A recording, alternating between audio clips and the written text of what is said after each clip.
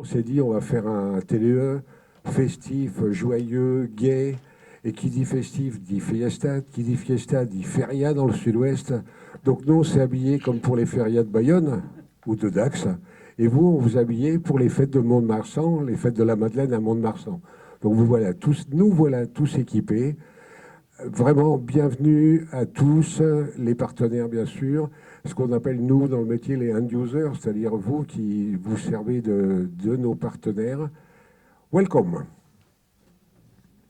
Welcome, comme il dit si bien.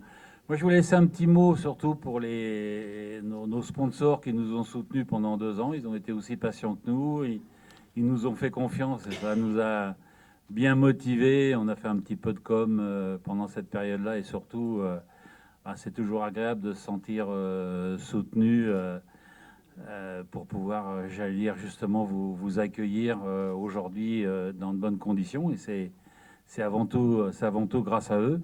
On a quelques nouveaux sponsors, mais là, je pense que tout à l'heure, dans la présentation d'Eric, il va vous les faire monter sur le podium. Donc, vous allez en faire connaissance. Mais je pense qu'il faut avant tout qu'on dise un grand merci à ces sponsors parce que c'est vrai que sans eux, on ne serait pas là. Un petit rappel de l'agenda un peu rapide et sur lequel moi je vais surtout insister, c'est après notre conférence, on fait une photo et on dit tiens, c'est une tradition du TDE, donc soyez sympas, ça dure pas très longtemps, c'est la visière et le polo bleu, on aime bien, ça fait une belle image, puis je pense que c'est une image qui pourra toujours vous servir dans votre communication. Et on va essayer, j'allais dire, en fin de journée, au moment du cocktail, encore profiter des minutes où les sponsors sont parmi nous pour leur faire un petit questionnaire de satisfaction et nous aider à encore faire mieux l'année prochaine. Donc voilà, je vais laisser la parole à notre directeur technique, commercial, enfin l'homme à tout faire. Tout ce qu'on ne fait pas, c'est lui qui fait le reste. Bonjour à tous, pour ceux que je n'ai pas encore vus depuis ce matin. Rapidement, pour que la conférence puisse démarrer. Donc, on a dit la photo. Après la photo, il y aura le déjeuner. Au déjeuner, ne vous jetez pas tous sur le buffet. Priorité aux golfeurs parce qu'eux, ils partent en shotgun à 13h30. Donc, à 13h15, on commencera à vous donner les équipes, etc. Cet après-midi et pendant le déjeuner, on vous donnera les horaires exacts des ateliers pour ceux qui font l'atelier cuisine, atelier d'onologie ou initiation golf. D'accord ? Si vous avez des questions, on est à votre disposition. Et sinon, n'oubliez pas, vous avez la gazette où tout est inscrit dessus. Pour ceux qui sont golfeurs, les trous à gagner, etc., tout est dans la gazette. OK ? Je vous dis à tout à l'heure. Je vais faire un lien avec cette gazette. Là, vous avez eu le pré-événement en gazette. Dans le post-événement, la page centrale sera la photo de groupe. Voilà pourquoi on insiste pour que vous soyez à la photo de groupe, si possible dans le dress code. Donc, après notre courte allocution, je vais passer la main au sponsor de la conférence, qui est Explore France. Si Benoît veut bien me rejoindre. J'ai combien de minutes ? 2, super. Bonjour à tous. Vous m'entendez bien ? Ouais. Bonjour à tous, je suis Benoît Charon, je suis le président d'Explore France. Qu'est-ce que c'est qu'Explore France ? C'est un des très anciens partenaires des trophées de l'Éditique. Tous les membres du trio infernal de nos amis ont contribué à la vie d'Explore France. Explore France, c'est une association qui est une association internationale, dont nous représentons la branche française, et qui est l'association qui regroupe les acteurs de la communication client numérique et papier. Excusez-moi, j'ai du mal à dire digital, je continue à dire numérique, c'est terrible. Il paraît qu'il faut dire digital. Donc, la communication digitale et papier. Voilà, donc cette année, nous reprenons les activités d'Explore France que certains d'entre vous connaissent bien et certains y contribuent largement après 1 an et demi, 2 ans presque de relatif silence, même si nous avons fait l'année dernière notre palmarès et que nous allons recommencer cette année un palmarès qui récompensera des trophées les plus belles réalisations que les acteurs de la filière de la communication numérique et papier font pour leurs clients. On va additionner à ce palmarès renouvelé donc en juin l'année prochaine quelques événements et notamment sur le thème merveilleux qui va être traité aujourd'hui, et avec un débatteur, un animateur hors pair que vous avez en la personnalité de Loïc, qui va être sur les enjeux liés à l'équilibre, à l'évolution des supports numériques et papier dans la communication sortante. C'est le thème de l'année pour Explore cette année. Ça sera un sujet de réflexion qui est ouvert et qui va perdurer. Pour lancer le débat et pour laisser Loïc officier, on va dire que chez Explore, nous avons une conviction, et c'est celle-là qu'on va essayer de travailler cette année, c'est que la guerre n'aura pas lieu entre le support numérique et le support papier. L'histoire a montré que les usages évoluent avec la technologie, mais, et c'est ça qui est très important, pratiquement aucun des supports historiques de communication depuis les Sumériens n'a véritablement disparu. L'évolution des technologies permet de faire évoluer les usages de manière radicale, et c'est ça qui est intéressant. Et je vais livrer avec vous 2 pistes qu'on travaille, et c'est là-dessus que je conclurai. Le papier, aujourd'hui, grâce à la technologie qu'on peut inclure dedans, devient intelligent, interactif, et les trophées d'Explore les précédentes années, notamment de membres qui sont absents aujourd'hui, mais dont on se souvient bien, avaient montré combien l'ajout de puces NFC, ainsi de suite, permettait de rendre le papier personnalisé, intelligent, à valeur ajoutée. Et puis, il y a une deuxième chose, on parle beaucoup d'informatique algorithmique, d'intelligence artificielle, dit-on, et je crois que là, il y a un merveilleux défi qui est offert au papier, c'est plus on met d'intelligence dans la communication sortante, plus le papier doit être le digne et le meilleur vecteur de communication, d'une personnalisation de la communication avec de la valeur ajoutée. Donc je crois qu'autour de tous ces éléments, et on va aborder aujourd'hui le sujet par un angle particulier, on va avoir un débat très intéressant. Loïc, merci. Et donc c'était Benoît Charon, président d'Explore, nouvel entrepreneur que vous pouvez applaudir. Merci Benoît. Reste à côté. Alors, je vais demander aux sponsors qui se reconnaîtront. Alors, j'avais mis les logos, c'est les 2 lignes du dessus, de nous rejoindre. En attendant, juste un mot pour vous dire, voilà, le trophée de l'Éditique, certains d'entre vous y viennent depuis des années. Vous savez qu'il y a un peu une règle. Voilà, les 3 sponsors dits premium ont en général le droit de hoster la conférence et de parler de leurs entreprises et de faire la promotion de leurs entreprises.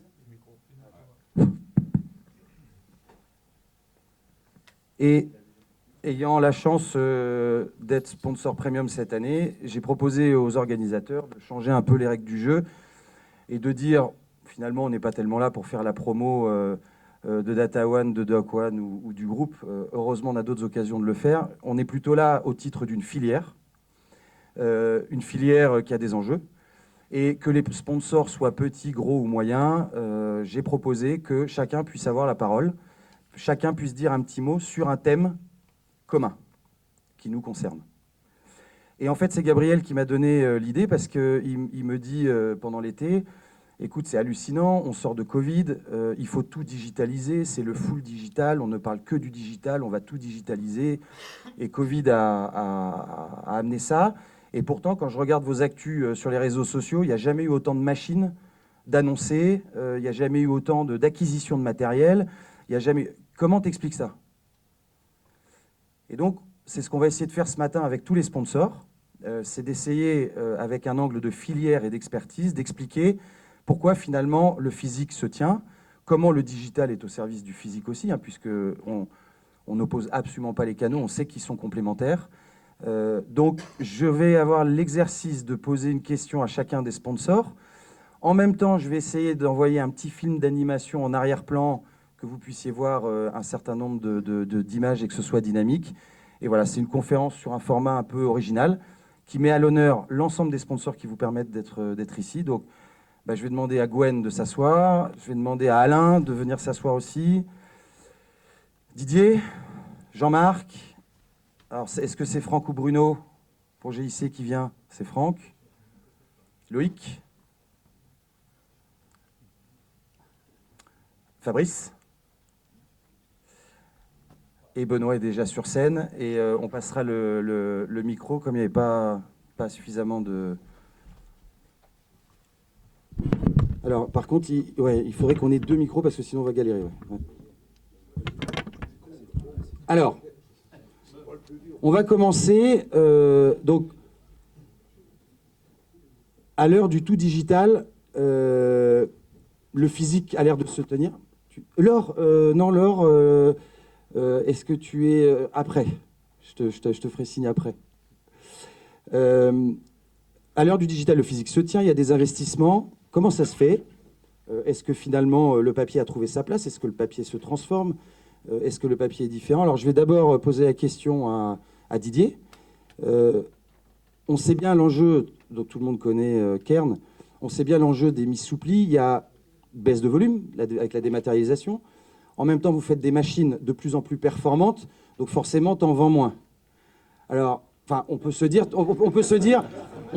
que le danger, c'est que t'en vendes moins. Et du coup, tu te diversifies, en particulier Kern France. Et je crois que tu as des nouvelles activités qui commencent à représenter pas loin de 30% de tes activités. Entre-temps, l'année prochaine, ça va même représenter près de 50% de notre activité. En fin de compte, on s'est développé sur les consignes connectées. Le but, c'est d'avoir des solutions, on va dire, digitales qui permettent à nos clients, et en particulier le cas, c'est sur une compagnie d'assurance, de pouvoir distribuer ces colis et ces courriers de manière complètement sécurisée, tout en garantissant la confidentialité et la sécurité. Là, on est sur des solutions, voilà, on vient devant une consigne, ce que vous avez là, c'est on dépose un colis, mais les solutions qu'on a mis en place avec cette compagnie d'assurance, on va déployer sur 18 sites des consignes connectées pour la distribution des courriers. Et dans ces courriers, on va y retrouver des dossiers médicaux, on va y retrouver des chèques. Donc toute la partie confidentialité et sécurité est hyper importante.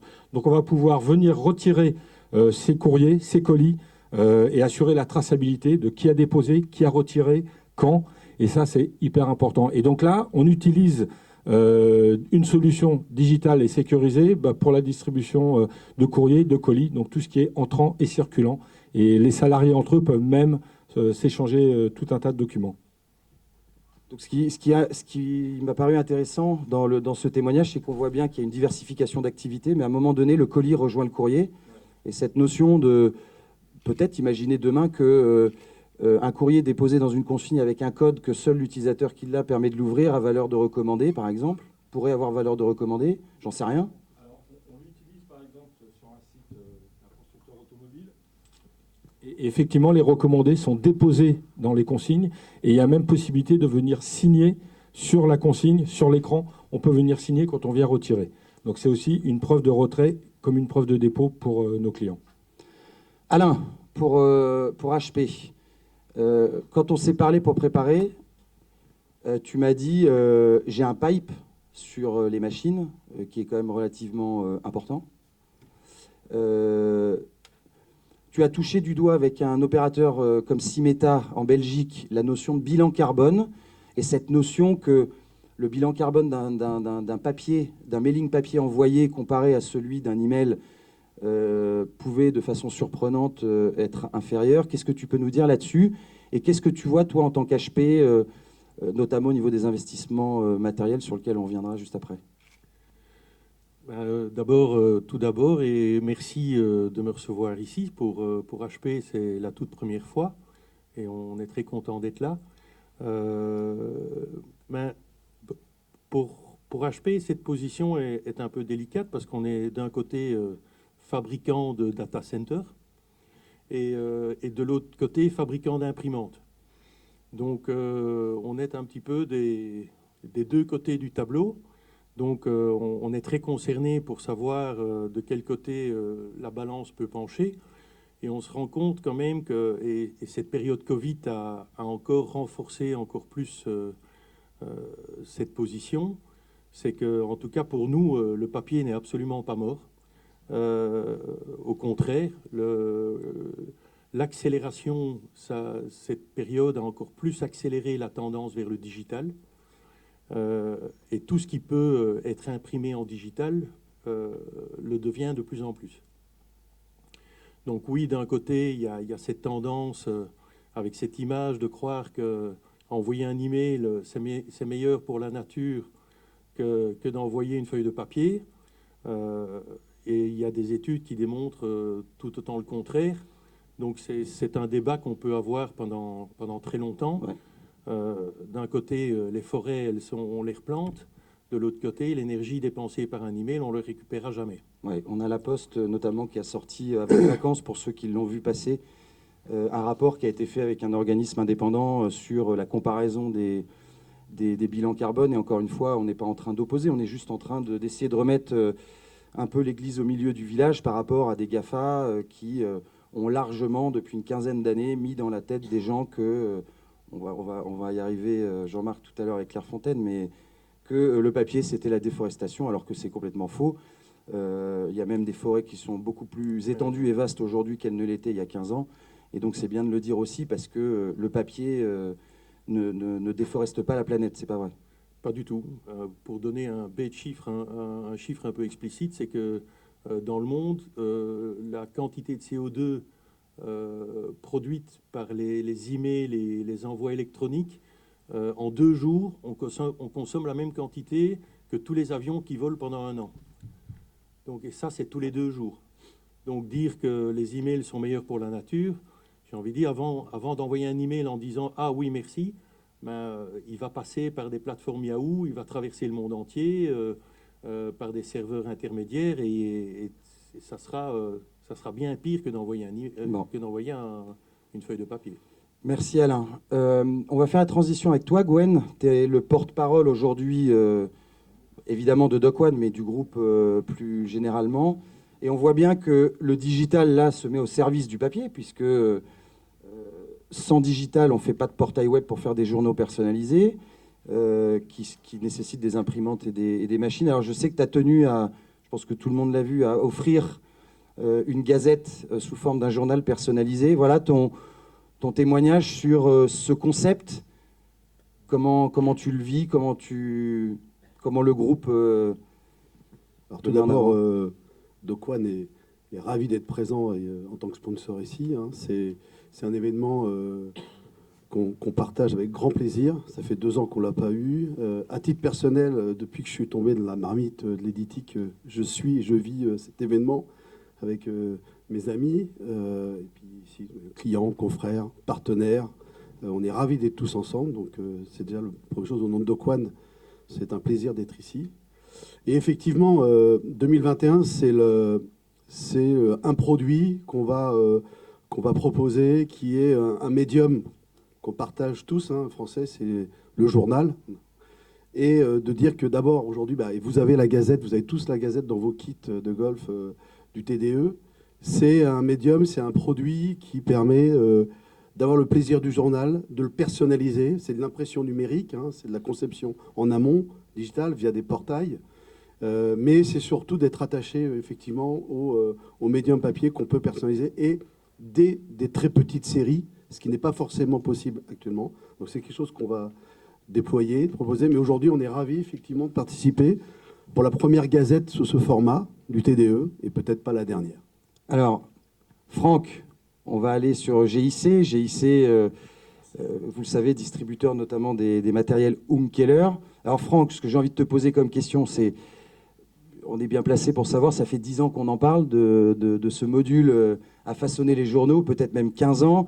Je pense que Gabi était encore chez DataOne au moment où on pensait faire des journaux sur nos imprimantes Jet d'encre, tu confirmes? L'acquisition de ton module, c'est l'année dernière. Alors, qu'est-ce qui a fait que ça a duré 10-12 ans, les discussions? Et puis alors, on ne peut pas ne pas parler des Keller Innovation Days, parce que je pense que dans la salle, on était nombreux à regretter que les HID n'aient pas pu avoir lieu l'année dernière. Je pense qu'on est nombreux à attendre les HID de l'année prochaine. Qu'est-ce qui va se passer? Est-ce qu'on a un HID qui perd de son intérêt, ou au contraire, est-ce que ton regard par rapport à ton savoir-faire et tes solutions de façon? Alors, pour commencer, déjà, merci beaucoup pour l'invitation. Pour répondre à la première question par rapport à cet investissement, c'est vrai que c'est assez étrange parce qu'en tant que constructeur, on voit bien que les investissements post-Covid, enfin pendant et après le Covid, vraiment augmentent. Et si on prend l'exemple de ma fabrique à journal, on voit et on se rend compte qu'aujourd'hui, le papier est redevenu un vrai vecteur de communication. En effet, vous avez commencé, j'étais même pas chez GIC pour tout vous dire quand on a commencé à parler de ce projet. Il a été signé après le Covid parce que ça nous a poussé à recentrer et à repenser le business, de se dire, voilà, le client est important, la communication est importante et le papier est important. Et ce n'est pas le seul exemple aujourd'hui qu'on peut avoir sur ce projet-là. Je pense que tout le monde ici peut en parler, que ce soit HP, que ce soit n'importe quel fabricant, Riso, etc.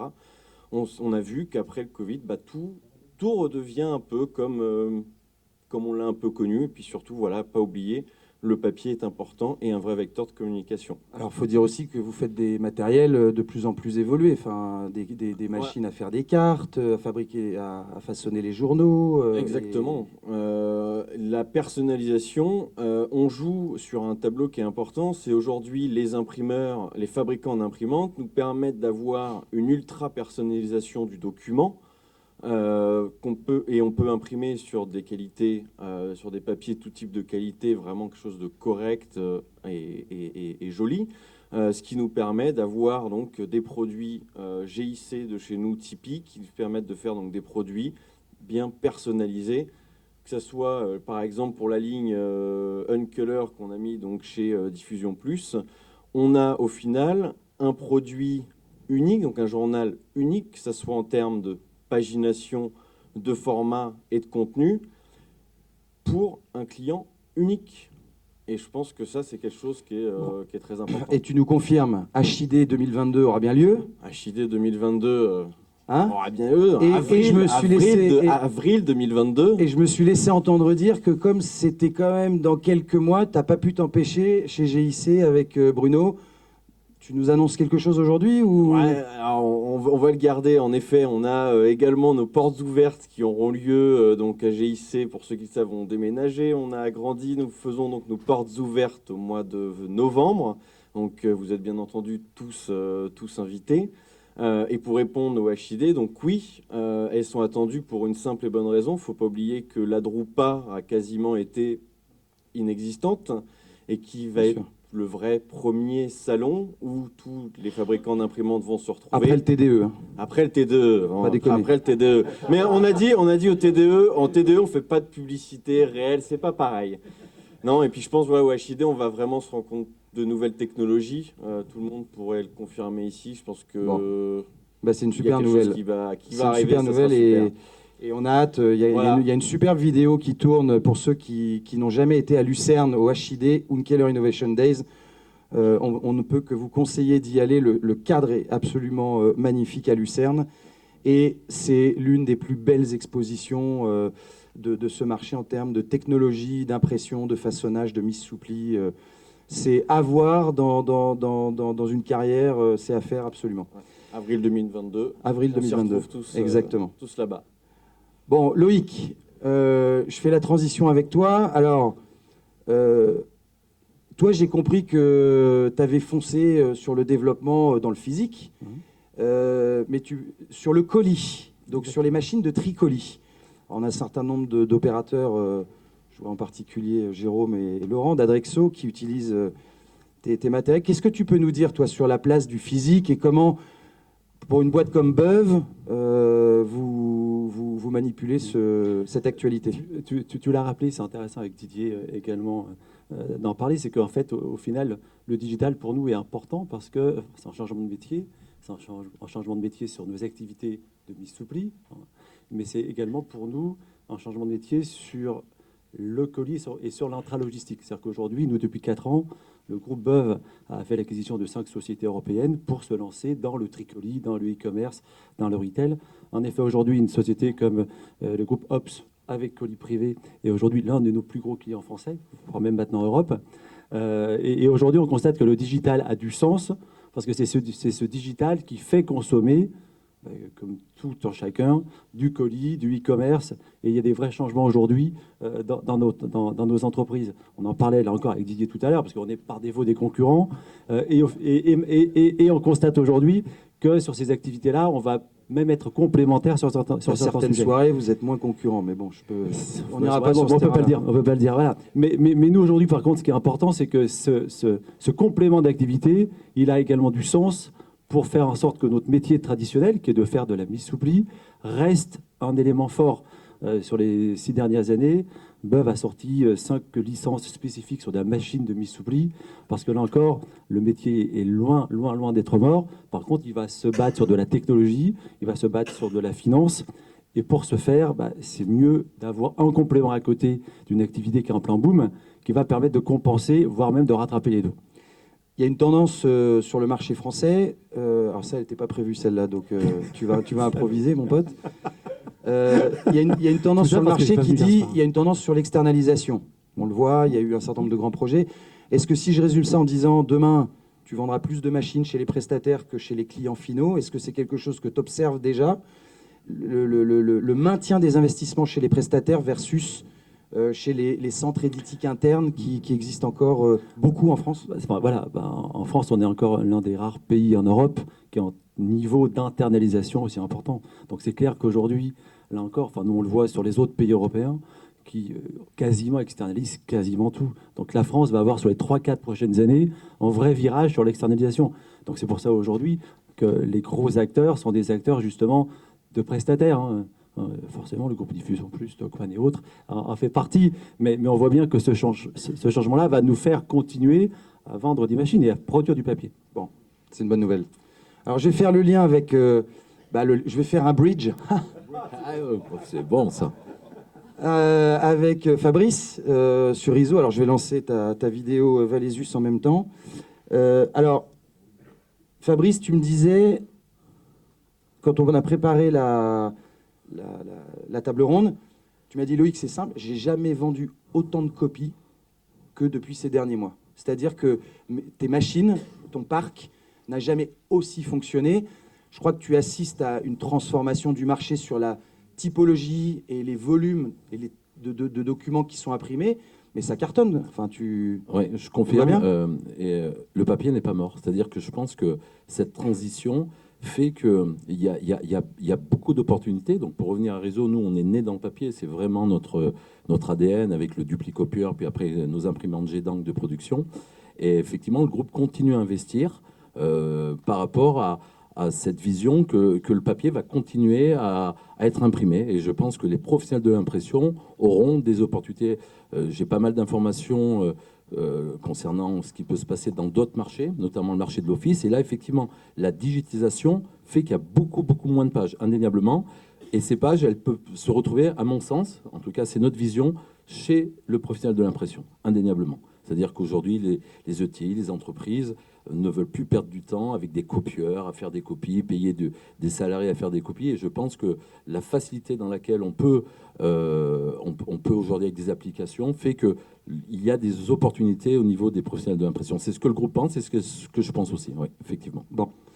Merci de ton éclairage en tout cas, Fabrice. On va terminer cette première partie avec toi, Jean-Marc. Alors pareil, je crois que tu nous as envoyé une très belle vidéo corporate de Clairefontaine. Voilà, vous allez découvrir notamment le fabuleux site que je vous encourage aussi d'aller visiter. C'est juste splendide. Ceux qui ont eu l'occasion d'y aller s'en souviennent.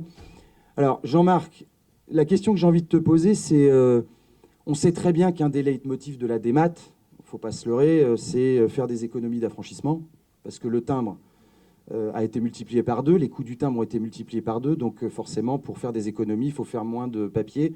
Et on a tendance à se cacher derrière l'écologie, là où en fait, un des vrais leitmotifs, c'est l'augmentation des coûts d'affranchissement, 4% encore au début de l'année prochaine, a priori.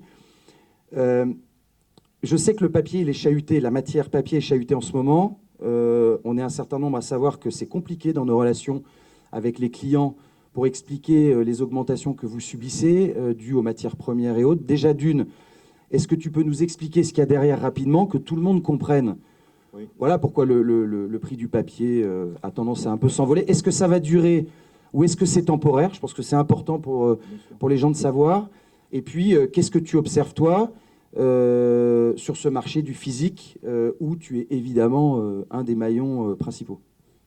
Alors, tout d'abord, merci de m'avoir invité au TDE. Hein. Pour nous, c'est très important, puisqu'en fait, le jet d'encre, en fait, on a eu un Pygmalion il y a 14 ans. C'était DataOne qui nous a mis sur la selle du jet d'encre. Et depuis 14 ans, on développe sur ce secteur d'activité. Et effectivement, c'est un des leviers de croissance très forts qui nous a permis l'éditique étant soutenu, ça nous a permis de passer la crise vaillamment l'année dernière. La production de papier au niveau européen sur les 7 premiers mois est en progression par rapport à 2020 de 2%. Donc c'est quand on voit papier carton, c'est-à-dire c'est à la fois le papier graphique et l'emballage. Le petit hic, c'est que le papier graphique ne représente plus dans ce total que 20 à 30%. Et on assistait avant Covid, et depuis des années, il y a une baisse régulière de 3 ou 4% par an, ce qui amène vite en 10 ans à 30%, à une surproduction par rapport à la demande. Il se trouve que, concomitamment au Covid, ça a accéléré, ça a précipité les transformations, et donc nombre de papetiers ont réorienté leur production vers l'emballage. Quand on dit nombre de papetiers, c'est les plus grands. C'est ceux qui ont c'est Stora, c'est des seaux porcels qui commencent à y réfléchir. Stora, c'est 1 500 000 tonnes de moins au niveau européen. C'est 3 machines à papier. Donc il y a une tension par le retrait. Alors techniquement, si vous voulez, en tendance, les productions aujourd'hui couvrent les besoins, sauf qu'entre-temps, il y a eu le Covid. Alors c'était quoi le Covid? C'était une baisse de volume. Alors le Covid, on a eu plusieurs phases. On a eu Ça a surstocké un peu quand même. Ça a sous-stocké. Ouais, ça a sous-stocké. Ça a sous-stocké. En fait, on a eu fin de les derniers semestres qui était très positif, plus 30% par rapport à l'année d'avant. Et on a reconfiné, donc un blocage incroyable. Pendant 3 mois, plus de commandes, moins de 30% par rapport à l'année d'avant. Soudain, au mois d'avril, mars-avril, on réouvre les portes. Et là, on se retrouve avec une commande qui est incroyable, puisqu'on est sur plus 30% quasiment par rapport à l'année d'avant. Et ça, sur un délai très court. Donc, réduction de l'offre, augmentation très forte de la demande. On a les capacités de production en tendance, mais par contre, on ne peut pas livrer tout le monde en même temps. Voilà. Et alors, dans ces moments un peu critiques, il y a bien sûr l'effet papier toilette. C'est-à-dire qu'on va tendance à surstocker. Ce qui milite pour le surstockage, c'est l'augmentation des coûts, puisque la pâte à papier, c'est une situation quasi inédite, a augmenté de 400 € tonne depuis le 1er janvier. On était au mois de décembre dernier à un niveau historiquement bas. En pourcent, 30%, 47% sur la fibre courte, 46% sur la fibre longue. Et l'effet de palier, on le rêve à peu près tous les mois, mais toujours avec un peu de plus. Okay. Et donc, ça c'est critique. On parle de la pâte à papier parce que c'est 60% à peu près du prix. Mais arrive derrière, et vous y êtes confrontés bientôt, l'augmentation des coûts d'énergie. Et là, on parle d'augmentation de 200% sur l'électricité, 300% sur le gaz. Cerise sur le gâteau, l'Europe lance un grand programme de décarbonisation et on va se payer des carbon bonds qui vont augmenter. Et là aussi. Bon. Donc, si on regarde en résumé, la tendance, effectivement, c'est super tendu. C'est super tendu. Ça va se détendre parce que dans 3 mois, je pense que les effets de stockage vont jouer et que la demande va normalement se réduire. On est passé d'un taux de croissance à 1,2 à 6%, donc en un temps très court. Donc en tendance, on doit retrouver une normalité.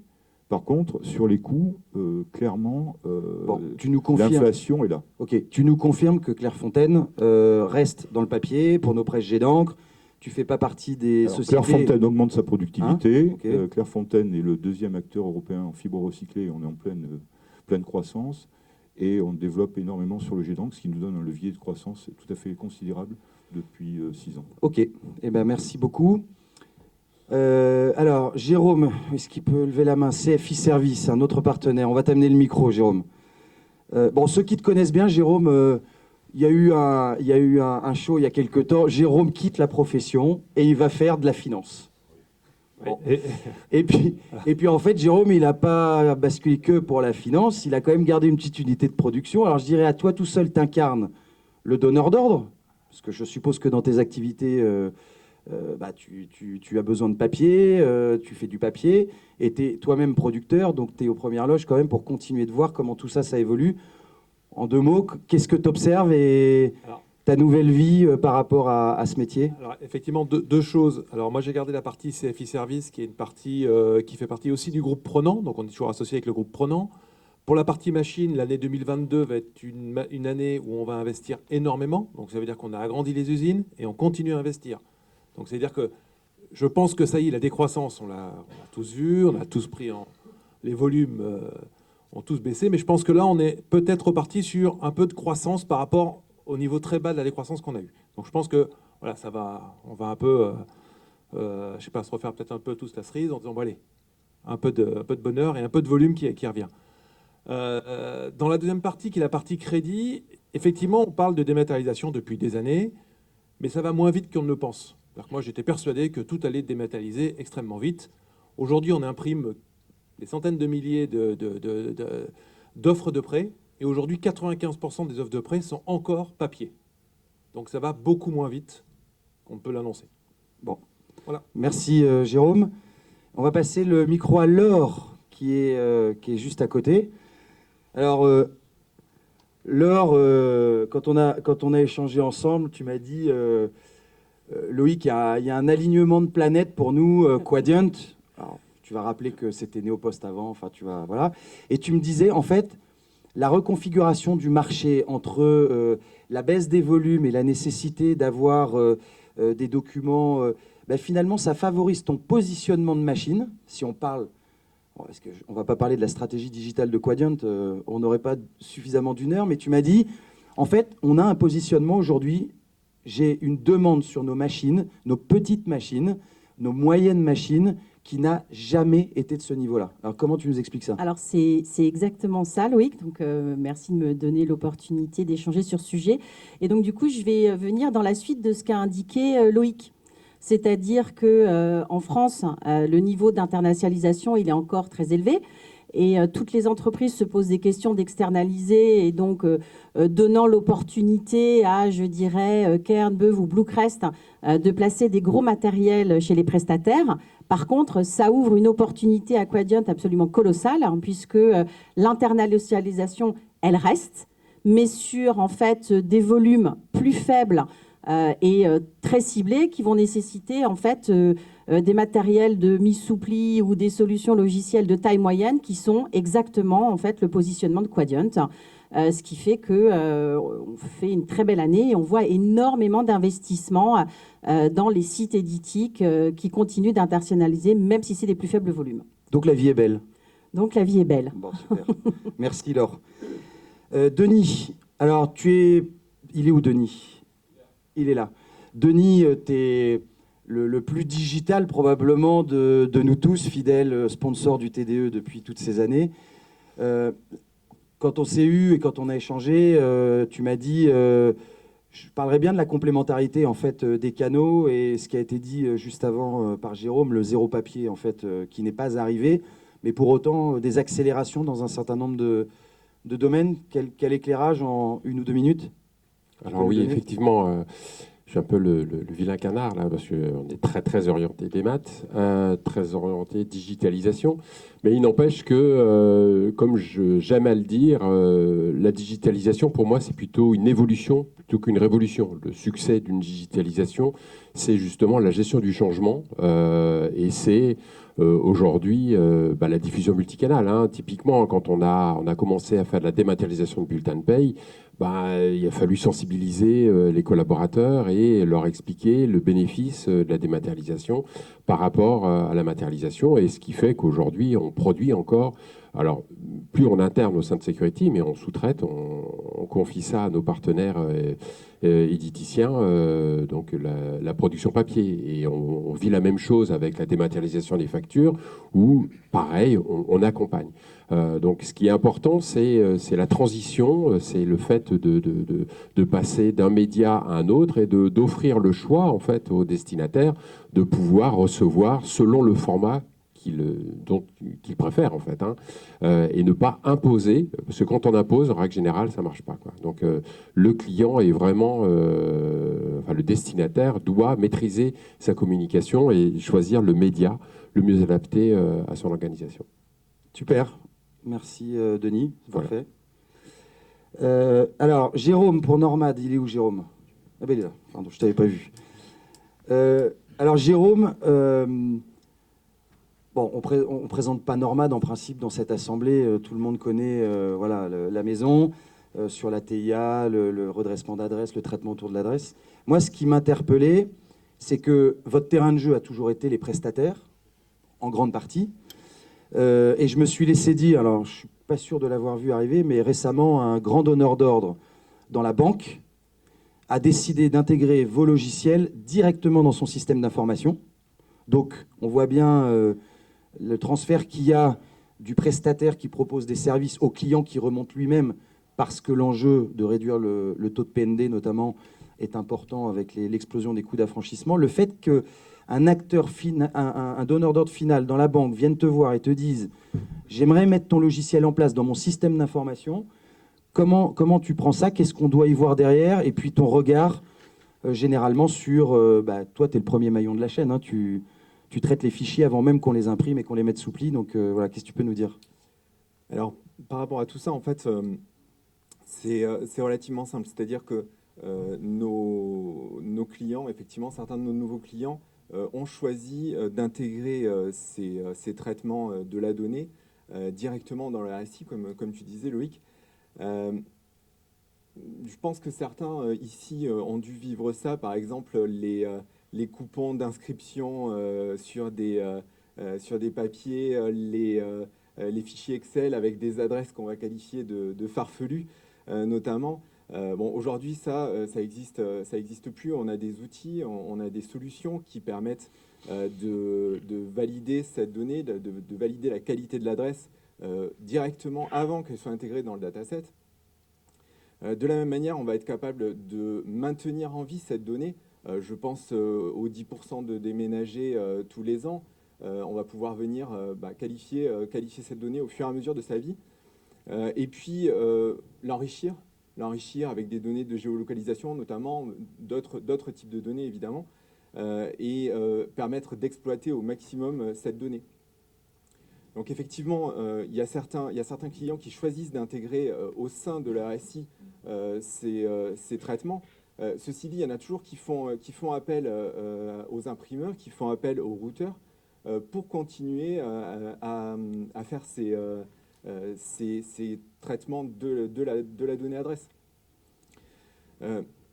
D'une manière générale, je dirais qu'on offre des solutions. Nos outils permettent de valoriser cette donnée, de valoriser l'ensemble de ces données d'un côté, mais aussi elle permet d'améliorer le print, de valoriser ce print de manière à avoir une empreinte écologique notamment plus efficiente, d'avoir des coûts plus efficients et donc au final de garder une image de meilleure qualité. Ok, donc vous l'avez compris, si dans vos systèmes d'information ou si vous voulez avoir un traitement performant de l'adresse, créer des fichiers repoussoirs, éviter d'aller imprimer et affranchir des documents dont on sait pertinemment, avant même qu'ils soient produits, qu'ils n'atteindront pas la boîte aux lettres de toute façon, c'est quand même dommage.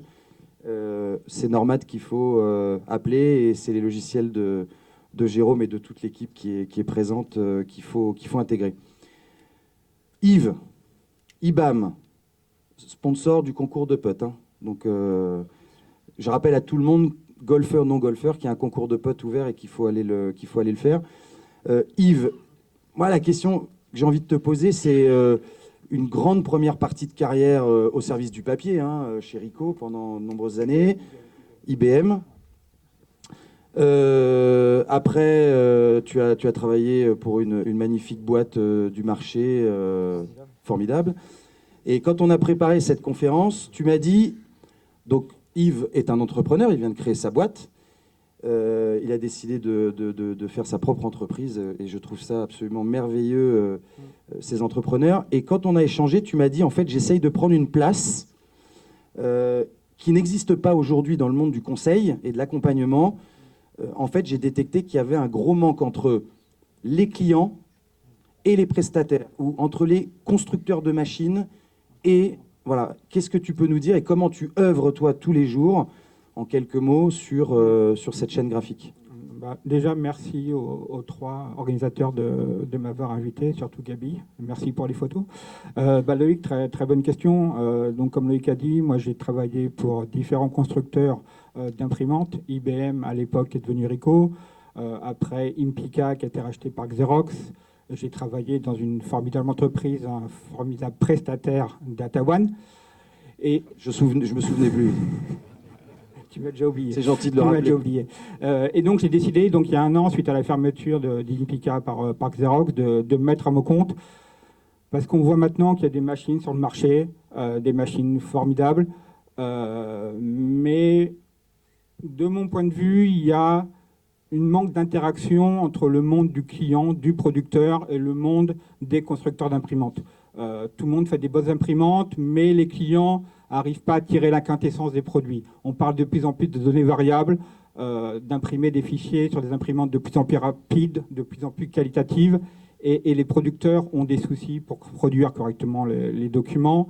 Les constructeurs ont des problèmes pour identifier les besoins des clients, identifier le monde de demain. Donc j'essaye d'œuvrer, d'être un petit peu le point pivot de tout ça, de travailler également avec des organisations mondiales que l'AFP Consortium, le Gantt Group, pour définir des règles, pour éduquer aussi bien les prestataires, le client, que les constructeurs, pour que tout le monde, demain, on puisse tous travailler ensemble, sereinement et de la meilleure façon possible. Voilà, donc si vous avez des problématiques, notamment sur les flux, parce qu'on parle beaucoup des flux et du workflow, de couleurs, voilà, de l'AFP, de comment...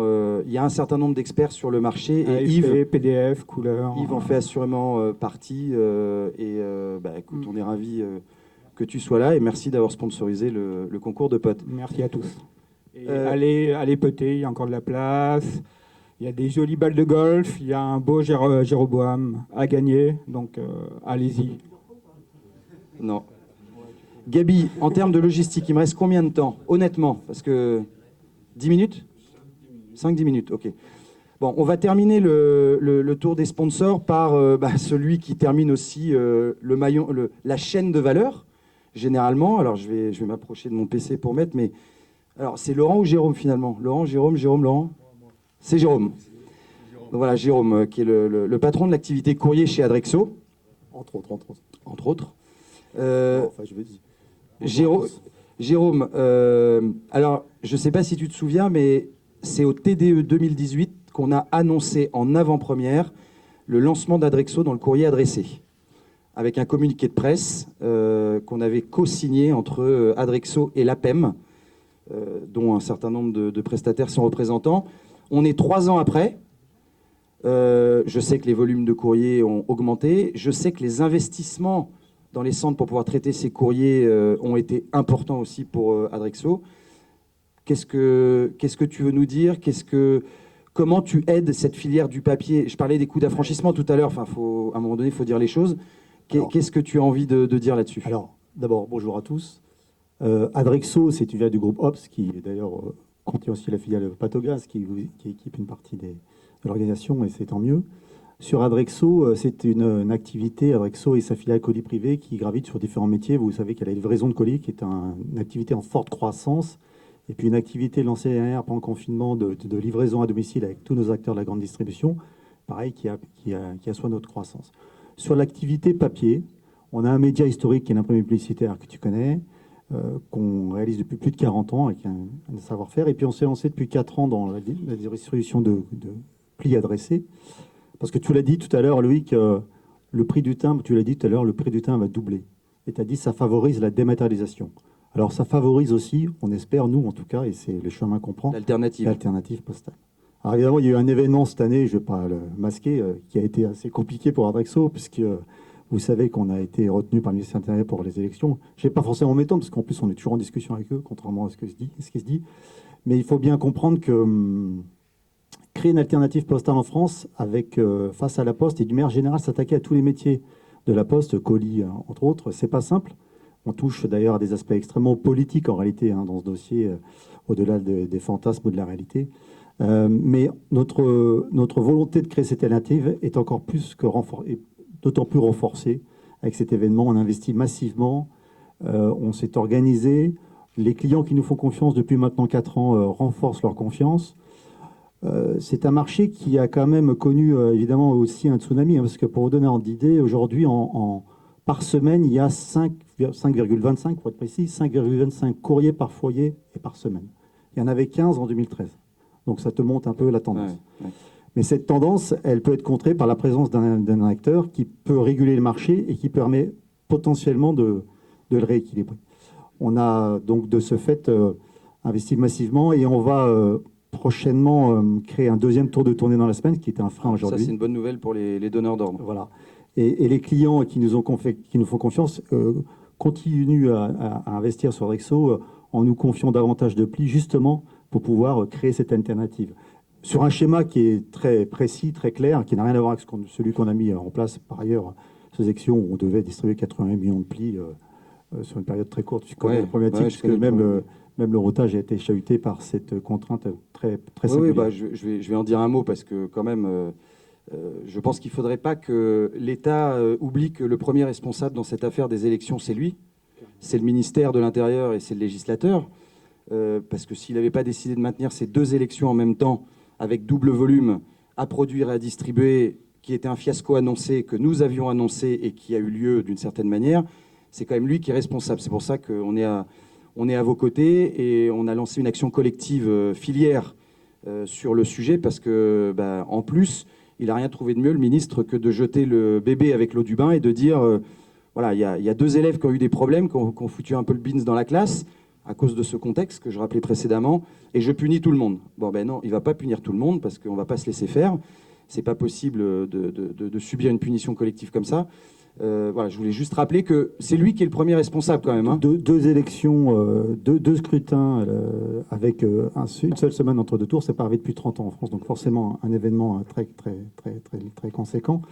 Ce qu'il faut se dire aussi, c'est que derrière tout ça, il y a des enjeux politiques, puisque créer une entreprise privée qui concurrence la Poste, c'est un sujet sensible. Donc c'est aussi pour ça que nous, on a un travail auprès des acteurs locaux, notamment à jouer pour faire valoir l'arrêté d'Adrexo et pouvoir justement être une alternative à la Poste. En tout cas, on est là pour soutenir la filière, parce qu'en réalité, nous, ce qui nous importe, c'est le maintien du papier. On y croit fortement. En réalité, c'est un média qui est extrêmement héroïste. Probablement que la solution, c'est un mix média entre du digital et du papier, évidemment. Mais encore une fois, le papier a toute sa place, et y compris auprès des acteurs, notamment la grande distribution, qui utilisent massivement ce média, ils n'ont pas trouvé la panacée, malgré la présence de la montée en charge du digital, qui connaît aussi une forme de saturation par ailleurs. Et donc, la bonne nouvelle, c'est, je ne sais pas si c'est un scoop ou pas, cette concrétisation d'une deuxième levée, d'une deuxième tournée, ou d'une deuxième tournée, je pense que vous êtes en train de caler le truc, mais... En gros, ce qu'il faut comprendre, c'est qu'il n'y a qu'une tournée par semaine sur notre courrier de gestion et courrier de marketing. On s'ouvre 10% du marché.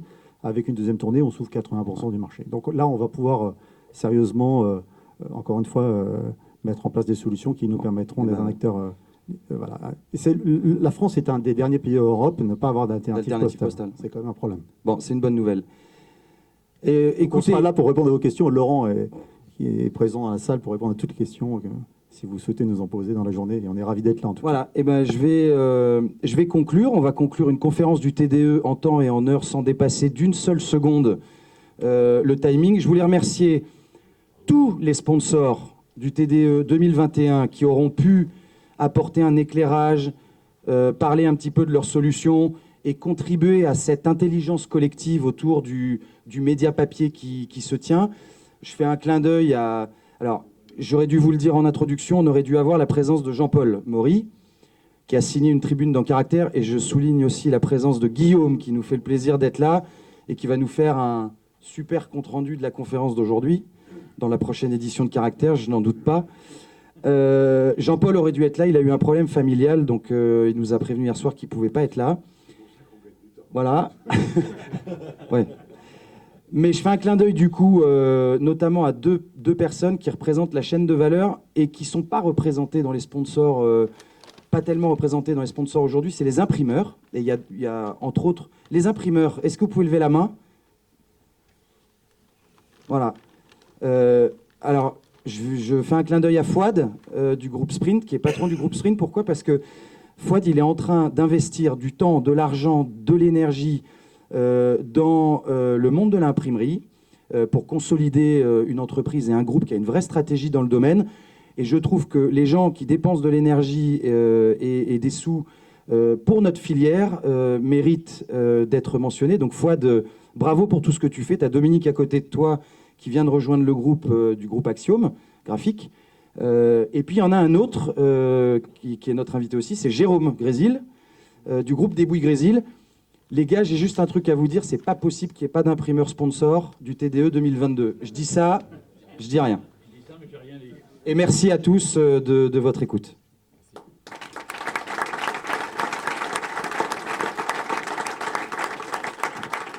Belle conf, hein. Oui, on lui file le micro, on est peinard. Hein. On voulait dire, nous, quelque chose. On vous a beaucoup présenté les partenaires, qui sont des constructeurs, etc. Et je m'adresse là aux utilisateurs, vous, les clients, vous qui avez été invités aujourd'hui par ces gens-là. Tout à l'heure, j'ai été humble de dire on a honte, on a mis 2 ans. Là, je dis on est fiers. Est-ce que vous imaginez la loyauté de ces gens-là? Ils se sont mis devant vous, ils ont parlé. Adrexo, félicitations, parce que même l'exercice n'était pas évident.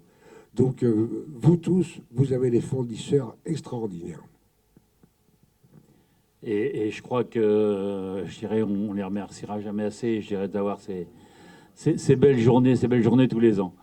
Notre ami Bruno devait faire un petit topo sur les agendas. Je pense qu'il le fera au moment du déjeuner. Et là, par contre, ce qu'on va essayer quand même de se discipliner à faire, ça prend toujours un petit peu de temps. Donc, je vous encourage vraiment à renfiler tous vos polos bleus, remettre vos visières. Et oui, tu peux faire un striptease au milieu si tu veux. Hein. Enfin, viens. Et ma foi, profitez du beau temps parce qu'on a une belle fenêtre aujourd'hui. Merci à Benoît, hein, merci à Explore. Tu veux peut-être clôturer un petit mot pour finir, une synthèse? Un mot, hein. Un mot? Bravo. Bravo Loïc. Et merci pour cette belle conférence.